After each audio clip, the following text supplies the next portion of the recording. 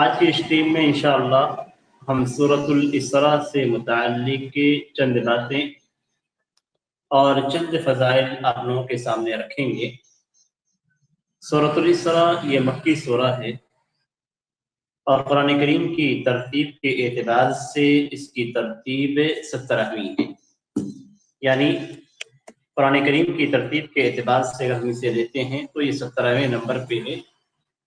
اور قرآن کریم کے نزول کے اعتبار سے لیتے ہیں تو اس اعتبار سے یہ نمبر 49 پہ آتی ہے، 49 پہ۔ اس سورہ کا نزول سورۃ القصص کے بعد ہوا۔ اس سورہ کو سورۃ الاسراء کے نام سے،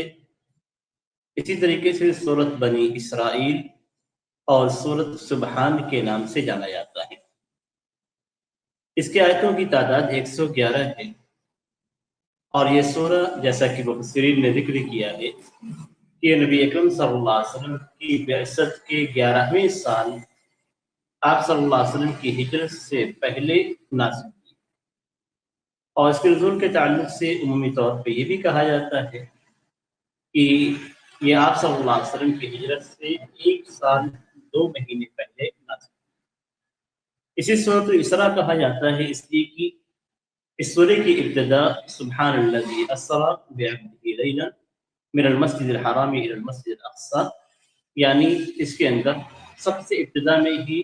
نبی اکرم صلی اللہ علیہ وسلم کے مسجد حرام سے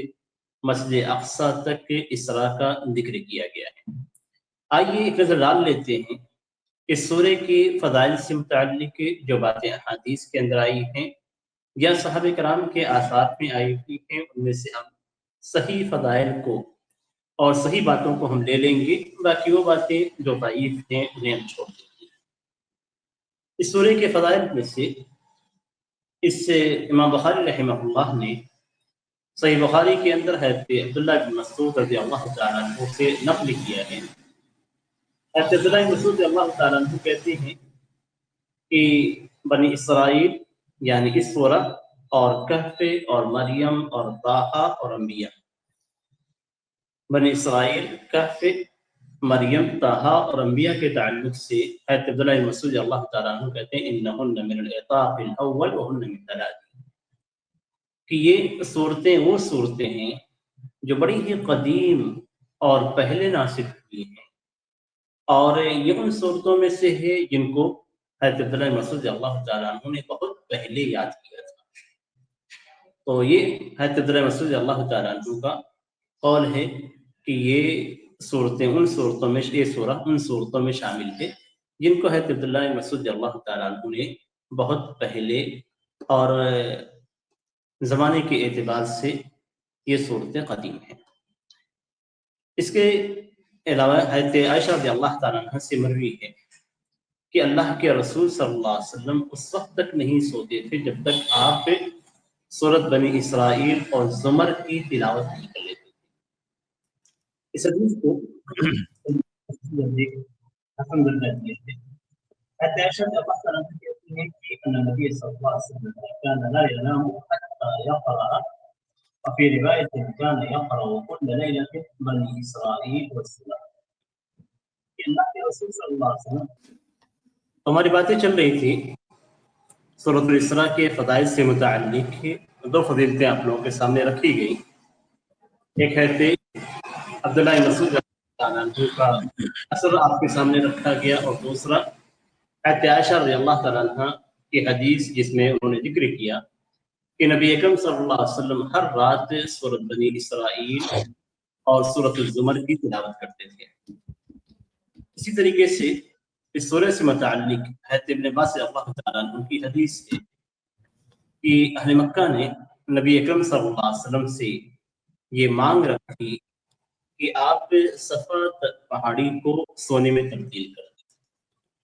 اور پہاڑ کو اس مقام سے، ان کے پاس جو پہاڑیں ہیں ان پہاڑوں کو دور کر دیں۔ تو نبی اکرم صلی اللہ علیہ وسلم سے کہا گیا کہ اگر آپ چاہیں تو آپ انتظار کریں،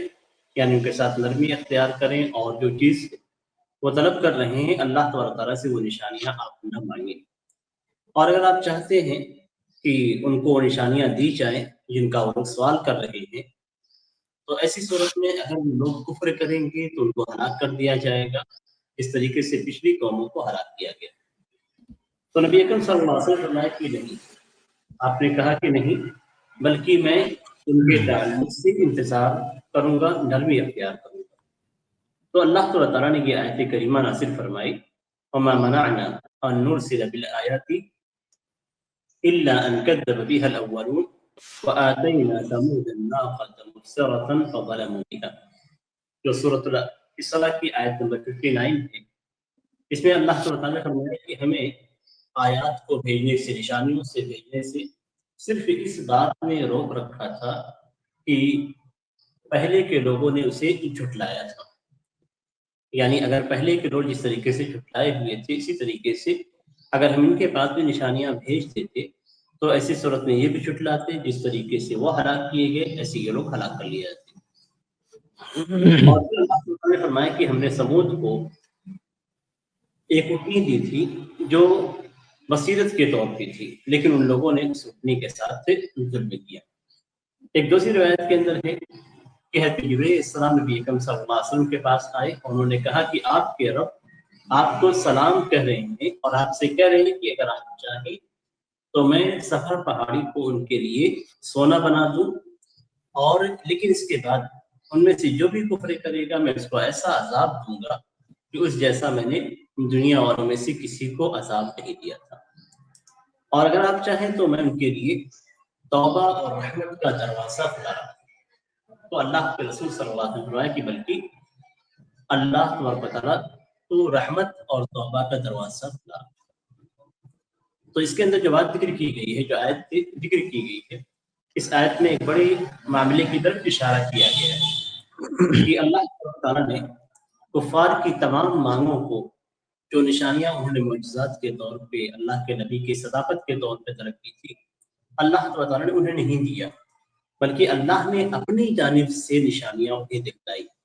ان کے مانگ کے اعتبار سے نہیں بلکہ اپنی جانب سے۔ اللہ تعالیٰ نے نبی اکرم صلی اللہ علیہ وسلم کو قرآن دیا، چاند کو 2 ٹکڑوں میں تقسیم کیا، تو یہ تمام چیزیں اللہ تعالیٰ نے اپنی جانب سے دی تھی، ان کی مانگ کے بغیر۔ جو انہوں نے مانگا اللہ تعالیٰ نے ان کو نہیں دیا، اس لیے کہ اگر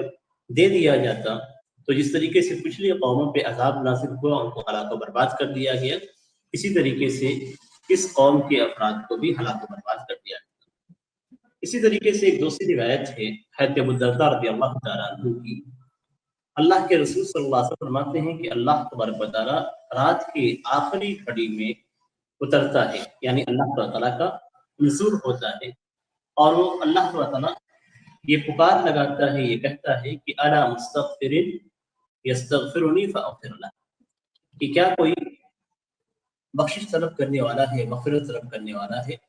تو مجھ سے مغفرت طلب کرے اور میں اسے بخش دوں۔ کیا کوئی سوال کرنے والا ہے، مجھ سے سوال کرے تو میں اسے دوں۔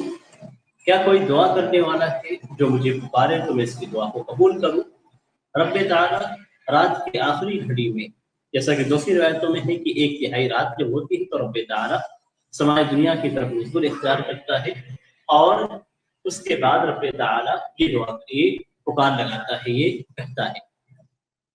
اس روایت کے اندر جو اضافہ ہے اس میں نبی اکرم صلی اللہ علیہ وسلم فرماتے ہیں کہ ان قرآن الفجر کان مشہودا، جو سورۃ الاسراء کی آیت نمبر 78 ہے۔ تو اس آیت سے جو تعلق ہے وہ یہ کہ فجر کے وقت ایسا وقت ہے جس میں لوگ حاضر ہوتے ہیں۔ اس روایت کے اندر ہے فیشهدہ اللہ والملائکہ، تو اس وقت اللہ تبارک و تعالیٰ اور فرشتے، اللہ کے فرشتے نازل ہوتے ہیں۔ تو یہ ایک آیت سے متعلق ہے، اور اس آیت کی فضیلت سے متعلق ہے، اس کی اہمیت اور کا بیان ہے اس حدیث کے اندر۔ اسی طریقے سے حضرت عبداللہ بن مسعود اور حضرت عبداللہ بن عباس رضی اللہ تعالیٰ عنہ سے نقل کیا گیا ہے کہ اللہ کے رسول صلی اللہ علیہ وسلم فتح مکہ کے دن کعبہ میں داخل ہوئے، تو کعبہ کے اندر 360 بت تھے، اور ابلیس نے ان کے قدموں کو رنگ کے ذریعے سے جما کے رکھا تھا۔ نبی اکرم صلی اللہ علیہ وسلم آئے اور آپ کے پاس ایک لکڑی تھی، آپ اس لکڑی کو ان کی جانب اشارہ ان کی جانب کرتے اور ایک ایک بت کو گراتے جاتے اور وہ اپنے منہ کے بل گر جاتا تھا، اور اللہ کے رسول صلی اللہ علیہ وسلم اس آیت کریمہ کو پڑھتے رہتے، جاء الحق وزهق الباطل ان الباطل كان زهوقا، کہ حق آ گیا اور باطل مٹ گیا، اور اس طریقے سے آپ صلی اللہ علیہ وسلم نے سارے بتوں کو توڑ دیا۔ اسی طریقے سے اس سے سورے کی فضیلتوں میں سے ہے کہ اللہ کے رسول صلی اللہ علیہ وسلم کے ساتھ حضرت برہ رضی اللہ تعالیٰ عنہ جا رہے تھے، تو راستے میں ایک آدمی ملا جس کے کپڑے پھٹے ہوئے تھے، حالات دیکھنے میں کافی خراب نظر آ رہے تھے، تو نبی اکرم صلی اللہ علیہ وسلم نے پوچھا کہ تمہیں کیا ہوا ہے؟ تو اس نے کہا کہ فقیری اور بیماری ہے۔ تو آپ نے فرمایا کہ کیا میں تمہیں کچھ کلمات نہ سکھلا دوں کہ جب تم انہیں کہو گے تو ایسی صورت میں وہ چیز سے یعنی فقیری اور بیماری تم سے چلی جائے گی؟ تو اس نے کہا کہ نہیں، مجھے یہ بات پسند ہے کہ میں آپ کے ساتھ بدر اور احد میں شریک رہتا۔ رسول اللہ صلی اللہ علیہ وسلم ہنس پڑے اور آپ نے فرمایا کہ میں کیا معلوم کہ اہل بدر اور اہل احد کیا ہیں؟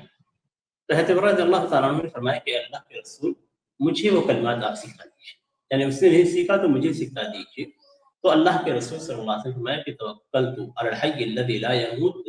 والحمد للہ الذی لم یتخذ ولدا ولم یکن له شریک فی الملک ولم یکن له ولی من الذل وکبرہ تکبیرا۔ تو یہ کلمات ہیں جو حضرت عمر رضی اللہ تعالیٰ عنہ کو نبی اکرم صلی اللہ علیہ وسلم نے سکھلایا۔ اس کے اندر جو کلمات کے اندر آخری جو کلمات ہیں، شروع کے جو حصہ ہے وتوکلت علی الحی الذی لا یموت کے بعد والحمد للہ الذی لم يتخذ ولدا ولم يكن له شریک فی الملک ولم یکن له ولی من الذل وکبرہ تکبیرا، یہ سورۃ الاسراء کی آیات میں سے ہے۔ اس کے بعد حضرت عمر رضی اللہ تعالیٰ عنہ کے حالات بہتر ہو گئے اور اللہ کے رسول صلی اللہ علیہ وسلم سے انہوں نے کہا کہ اے اللہ کے رسول، جب سے آپ نے ہمیں سکھلایا ہے اس وقت سے میں ان کلمات کو برابر پڑھتا ہوں۔ تو یہ روایت بعض مفسرین نے ذکر کیا ہے کہ امام طبرانی رحمہ اللہ نے اسے ذکر کیا، اسی طریقے سے ابو یعلا رحمہ اللہ نے اپنے مسند کے اندر اس کو ذکر کیا ہے۔ اس سورہ کے فضیلت میں سے یہ بھی ہے کہ یہ ان 200 سورتوں والی میں سے ہے، یعنی مئین میں سے ہے جسے اللہ کے رسول صلی اللہ علیہ وسلم کو زبور کی جگہ پہ دیا گیا تھا۔ اور اس کی سب سے بڑی اور اہم جو فضیلت ہے جو جس پہ عمل کے لائق ہے وہ یہ کہ اللہ کے رسول صلی اللہ علیہ وسلم اسے ہر رات سونے سے پہلے پڑھتے تھے، اس کو اور سورۃ الزمر کو۔ تو یہ وہ چیزیں ہیں جو اس سورہ سے متعلق ہیں۔ اللہ تعالیٰ سے دعا ہے کہ اللہ تعالیٰ ہمیں وہ عمل کرنے کی توفیق دے جو نبی اکرم صلی اللہ علیہ وسلم اس سورے سے متعلق کرتے تھے، اور اس سورے کے برکتوں سے ہمارے رزق میں ہمارے اولاد میں برکت